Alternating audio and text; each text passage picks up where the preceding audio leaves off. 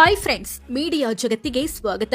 Friends, Shreyas Patel versus Suraj Revanna. ಒಬ್ರು Congress MP, ಮತ್ತೊಬ್ರು JDS MLC.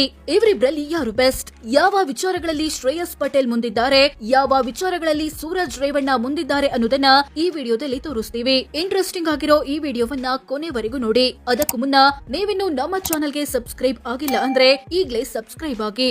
ವಯಸ್ಸು: ಶ್ರೇಯಸ್ ಪಟೇಲ್ಗೆ 33 ವರ್ಷ, ಸೂರಜ್ ರೇವಣ್ಣಗೆ 37 ವರ್ಷ.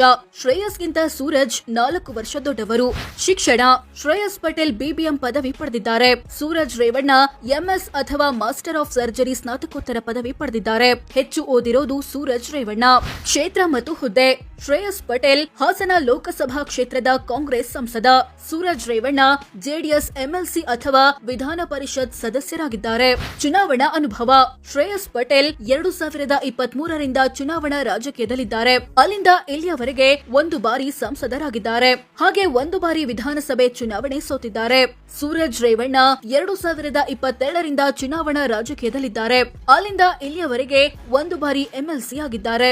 ಕ್ರಿಮಿನಲ್ ಕೇಸ್: ಶ್ರೇಯಸ್ ಪಟೇಲ್ ವಿರುದ್ಧ ಯಾವುದೇ ಕ್ರಿಮಿನಲ್ ಕೇಸ್ ಬಾಕಿ ಇಲ್ಲ. ಸೂರಜ್ ರೇವಣ್ಣ ವಿರುದ್ಧ 1 ಕ್ರಿಮಿನಲ್ ಕೇಸ್ ಬಾಕಿ ಇದೆ.